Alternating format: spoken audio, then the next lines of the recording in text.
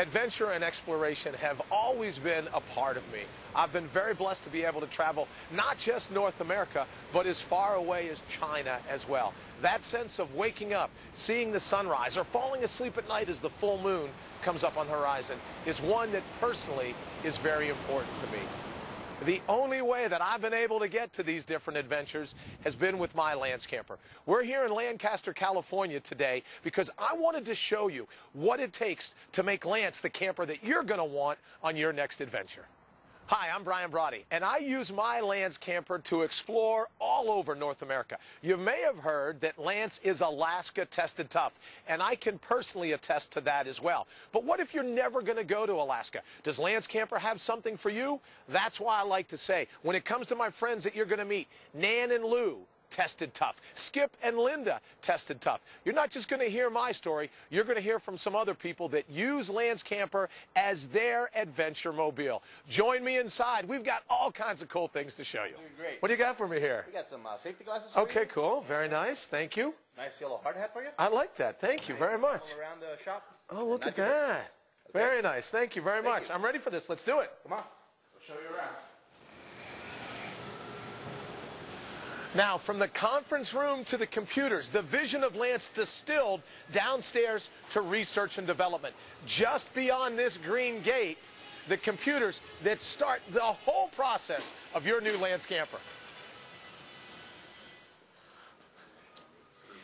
Here in research and development, Les Fowler heads up a team of 6 full-time engineers and 3 technicians. It takes the vision from upstairs in the conference room, downstairs to the computers. Wait till you see all the attention to detail that starts right here at R&D. Now, the SolidWorks CAD/CAM 3D modeling system is set up to help us from the very start design the Lance camper. You can see as all the attention to detail begins right here. There goes one of the vents, the ladder, the Thule rack system on top. With the 6 full-time engineers, their goal is to take the overall vision and bring it to life, using the latest in computer technologies, the latest in design software. Their sole purpose is to make what's in the minds, not only of the management team, but of everyone here at Lance, to make that a reality.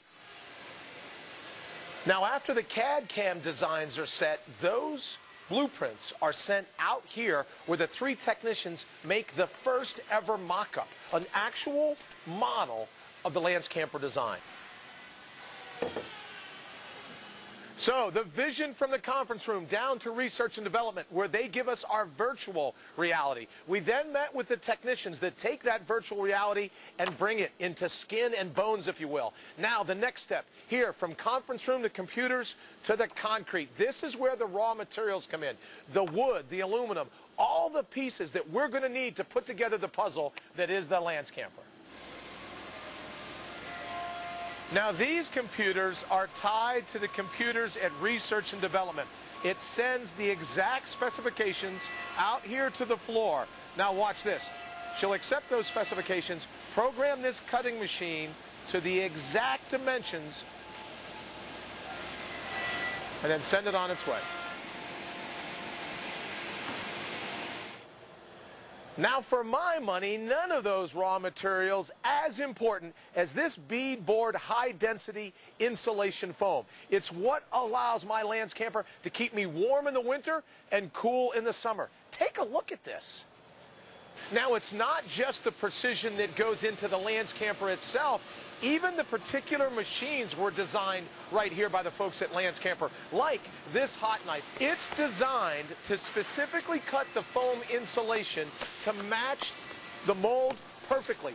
No airspace. Again, not just the design of the Lance campers that leave the factory, but the machines themselves designed for one specific purpose, to make the best truck camper on the face of the earth. Now here, with the bonderizer strips, they're strategically placed to allow Lance to secure the cabinets to the sidewalls. Look at the attention to detail that goes into something even as everyday as cabinetry. You know, standing here surrounded by the foam board, it's white. It reminds me of snow and cold. But here, Lou and Nan, longtime landowners, the winter didn't slow them down at all.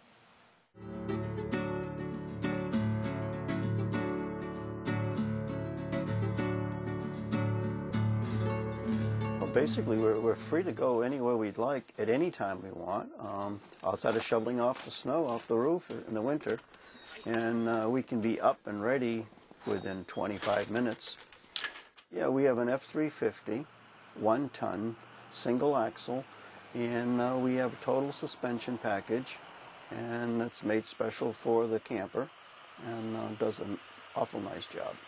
It's only 9 feet 11 inches with a lot of outside storage and a lot of inside storage. It has a nice pantry. It has a great big storage area up in the bunk area. It just had more storage than any other camper that we looked at. And plus a nice little floor space, even though we went down a foot to get to this one.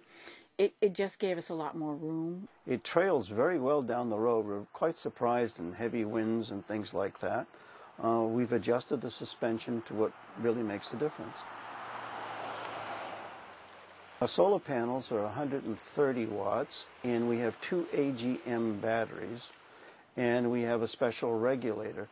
This gives us all summer and winter power that we need, even in the shade. We went to Toronto last winter in February, and actually we watched the Super Bowl in a Home Depot parking lot with no power, just self-sustaining, and we were very, very comfortable. It got very, very cold. They got about 4 feet of snow just south of us. We were, 2 or 3 days out without any power at all. Yeah. Wind chills down around 20 below zero, and we were comfortable in here. Yeah.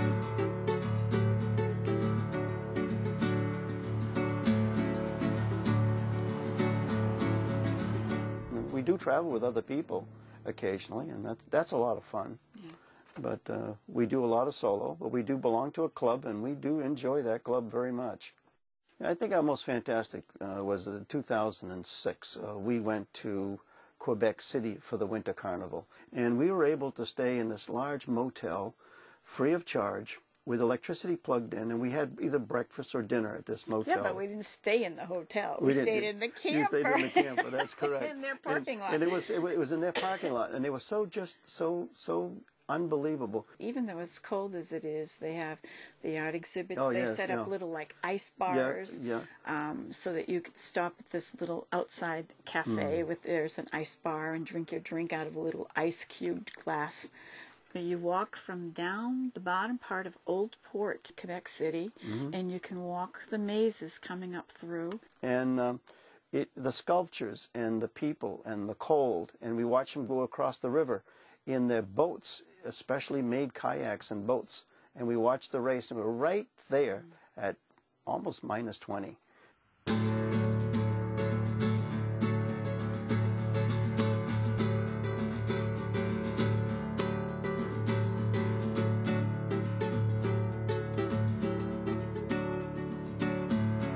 As soon as we get beyond the cities, it's like a whole different world. And the United States is a very big country with a lot of beautiful things. And it affords people a chance to get out there and see it at what we think is a reasonable cost.